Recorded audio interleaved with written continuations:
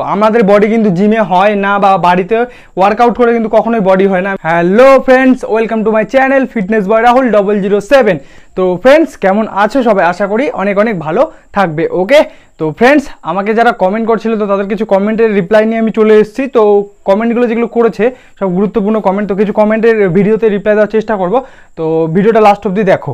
ওকে, তো ফ্রেন্ডস, প্রথমে তো আমাকে যে একজন কমেন্ট করেছে বলছে যে দাদা স্মোকিং করলে, ঠিক আছে, আজকে যে আমাদের যে উদ্দেশ্য যে টপিকের উপরে ভিডিও সেটা হচ্ছে স্মোকিং করলে কি আমরা বডি বানাতে পারবো? তো দেখো, প্রথমে তো একটা কথা তোমাদেরকে আমি বলে দিই, ঠিক আছে। স্মোকিং করলে কি হয়? স্মোকিং একটা নেশা, যেটা আমরা শখের জন্য করি, ওটা খেয়ে কিন্তু কোনো আমরা লাভ পাই না। ওকে, তো এবার স্মোকিং করলে ক্ষতিটা কি হয়? দেখো, স্মোকিং করলে সিগারেট খেলে সিগারেটের গায়ে কিন্তু লেখা থাকে মানে ধূমপান মৃত্যুর কারণ। তো আমি একটা কথা বুঝতে পারি না যে তোমরা এই জিনিসটা কেন খাও, যে এই জিনিসটার মধ্যে লেখাই আছে যে স্মোকিং করলে তুমি নিজের মৃত্যুকে ডেকে নিয়ে আসবে, ক্যান্সারের কারণ স্মোকিং। তোর গায়ের মধ্যে তো লেখা থাকে, তো ওই জিনিসটা তোমরা তাও দেখে শুনে বিষ কেন খাও? তো যাই হোক, যারা খাও, দেখো অনেকে অনেক রকম নেশা করে। তো যারা স্মোকিং করো, তারা যারা বলছো যে স্মোকিং করলে কি আমি বডি বানাতে পারবো, তো আমি তোমাদেরকে প্রথম একটা যে কথা বলতে চাই, ঠিক আছে, বডি বানাতে গেলে তোমাকে যেটা মাস্ট করতে হবে সেটা হচ্ছে তোমাকে মাসল গেইন করতে হবে। ওকে, আর যার জন্য তোমাকে জিমে গিয়ে ওয়ার্কআউট করতে হবে, ভালো মতন ডায়েট মেনটেন করতে হবে, ভালো মতন বডিটাকে মেনটেন করতে হবে। আর সবথেকে বড় কথা, আমাদের কিন্তু বডি কাটিং জিমে গেলেই হয়, ঠিক আছে।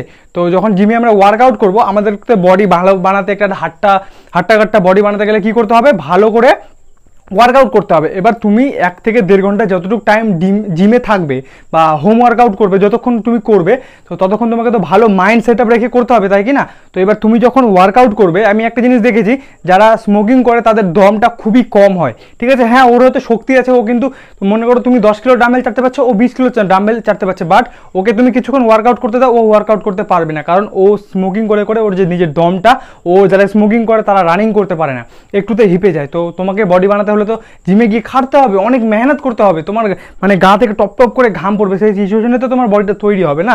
তো তুমি যখন ভালো মতন ওয়ার্কআউটই করতে পারবে না, কারণ তোমার ভিতরে তুমি দমটা পাবে না। তুমি একটু যে কোনো ওয়ার্কআউট করবে, তুমি তো যদি লেগ ওয়ার্কআউট করতে যাও তা তুমি তো হিপে যাবে, ওয়ার্কআউটই করতে পারবে না। আর লেগ মাসেল ওয়ার্কআউট না করলে আমাদের টেস্টোস্টেরন বাড়বে না, বুস্ট হবে না, যার ফলে বডি কিন্তু আমাদের হবে না। তো মেন কথা হচ্ছে এটা, তুমি যদি ভালো একটা বডি বানাতে চাও, তোমাকে কিন্তু স্মোকিং ছাড়তে হবে। বাট আমি জানি কোনো নেশা থেকে একবারে বেরিয়ে যাওয়া সম্ভব না, ধীরে ধীরে কিন্তু স্মোকিং যারা করছো, কারণ ভালো নেশা করো, তুমি যেই নেশা করে ফিট থাকতে পারবে, যেমন আমার মতন জিমের নেশা করো, কারণ আমার জিমের নেশা। দেখো, আমি তোমাদেরকে একটা কথা ভালো করে বোঝাতে চাই যে ওর গায়েই তো লেখা থাকে যে ধূমপান মৃত্যুর কারণ, তো তুমি জেনে বুঝে বিষ কেন খাচ্ছ? তো যারা খাও, তো তাদেরকে আমি কোনো কিছু বলবো না, এবার তোমার ব্যক্তিগত ব্যাপার সেটা। হ্যাঁ, নেশা দেখো সব রকমই নেশা ছেলেরা করে, বাট কোনো একটা লিমিট থাকে। তো যারা ওয়ার্কআউট করো তাদের ক্ষেত্রে আমি বলছি, তো তোমরা স্মোকিংটাকে একদম কমিয়ে দাও, হয়তো মাসে একবার খেলে বা সপ্তাহে একটা খেলে, সেই ব্যাপারটা আলাদা। যারা কন্টিনিউ প্রত্যেক দিনই স্মোকিং করে, আমি কিন্তু দেখেছি আমাদের এখানে ছেলেপেলে প্রত্যেক দিন ডেইলি সকাল থেকে সন্ধ্যা হতে কতগুলো যে সিগারেট বা বিড়ি খায়, তো আমারও দেখলে ওদেরকে বলি যে কি লাভ এগুলো খেয়ে। তো যাই হোক, লাভ লস ওরাই জানে, ওরাই বলতে পারবে। বাট আমি যেটা সাজেস্ট করবো, যে তুমি যদি ওয়ার্কআউট করতে চাও, একটা যদি ভালো ফিটনেস যদি একটা আনতে চাও, তাহলে কিন্তু তুমি স্মোকিংটা বন্ধ করো। ওকে, তারপরে আরেকটা কথা, যেটা আমাকে আজকে আরেকটা ভাই কমেন্ট করেছে, তো কম বয়সে যারা বডি বানাতে যাচ্ছ, তো তাদের আমি একটা কথা বলবো, তোমরা ওয়ার্কআউট করার আগে যেটা তোমাদেরকে করতে হবে, তোমাদেরকে কিন্তু মাসল গেইন করতে হবে, ঠিক আছে। তো তোমরা বাড়িতে মাসল বানাও। আজকে 9 বছরের বয়সের একটা ছেলে আমাকে কমেন্ট করেছে, দাদা আমি 6 প্যাক বানাবো। আমি বলছি, ভাই তোমার বয়সটা কত বলো তো? বলছে 9 বছর। তো বলছি 9 বছরের ছেলে, তো দেখো কাউকে দেখে যে তুমি এখনই বডি বানাবে এরকম না, যারা কম বয়সের ছেলেমেয়েরা আছো, তো তাদেরকে আমি বলছি তোমরা আগে বাড়িতে মাসেলটাকে বানাও, খাওয়া দাওয়া করে মাসেল গ্রো করো। কারণ আমাদের একটা কথা মনে রাখবে, যে আমাদের বডি কখন হয় বলো? আমাদের বডি কিন্তু জিমে হয় না বা বাড়িতে ওয়ার্কআউট করে কিন্তু কখনোই বডি হয় না। আমি তোমাদেরকে বলে দিচ্ছি, বডি হয় কখন? যখন আমি ওয়ার্কআউট করে কতক্ষণ করি? 1 ঘন্টা, 1.5 ঘন্টা, 2 ঘন্টা, কিন্তু বাকি যে আমাদের 24 ঘন্টার মধ্যে যে সময়টা থাকে, বেশিরভাগ সময় কিন্তু আমরা বাড়িতে থাকি বা এটা ওটা করি। তো আমাদের ওই মেনটেনটা যেটা করবো, ওটার উদ্দেশ্য করে কিন্তু তোমার বডি স্ট্রাকচারটা তৈরি হবে। এবার আমাদের মাসল কখন হয়? আমাদের মাসল হয় হচ্ছে বাড়িতে তুমি কি খাবার খাচ্ছ, কীরকম বডিটাকে রেস্ট দিচ্ছ, কী সব প্রোটিন নিচ্ছ, এগুলোর উপরে ভিত্তি করে কিন্তু তোমার বডির মাসলগুলো হয়। আর যার ফলে কিন্তু এই মাসলগুলো যখন হবে, মোটা সোটা যখন হবে মাসলগুলো, ওগুলো কিন্তু যখন তুমি ওয়ার্কআউট করবে, তখন ওগুলো ফেটে যাবে, মাসলগুলো হবে, আর তখন কিন্তু আমাদের কাটিংটা ওর মধ্যে হবে।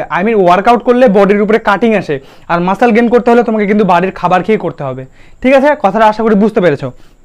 তো যারা আমাকে বলছে দাদা তুমি তোমার বডিটার দিকে একটু ভালো করে ধ্যান দাও, তো আমি তোমাকে একটাই কথা বলি, ঠিক আছে, দেখো আমি জানি যে কি করলে বডি হবে, কি করলে হবে না, কি খেলে হবে, কি খেলে হবে না, বাট একটা নর্মাল ফ্যামিলি থেকে বিলং করে সব কিছু মেনটেন করা অতটা সহজ কথা নয়। আমার জায়গায় যদি তুমি থাকতে না তাহলে বুঝতে পারতে। দেখো কেউ যদি কাউকে মানে সাপোর্ট করে যে ভাই আমি তোর পেছনে আছি, তুই এই লাইনে যা, কোনো প্রবলেম হলে আমি ধরার জন্য আছি, তো ওরকম যদি কেউ সাপোর্ট করে তোমাকে তাহলে কিন্তু তুমি অনেক দূর অবধি এগাতে পারো, মানে আগাতে পারবে, ঠিক আছে। আর কেউ যদি সাপোর্ট করার মতো না থাকে, একা একা কিন্তু পথ চলাটা অনেকটা কঠিন। তো আশা করি বুঝতে পেরেছো যারা আমাকে এইসব কমেন্ট করছো। তো আমি বডি বানাবো বলেছি, তো দেখার মতন একটা বডি বানাবো, বাট টাইম লাগবে ধীরে ধীরে, ঠিক আছে।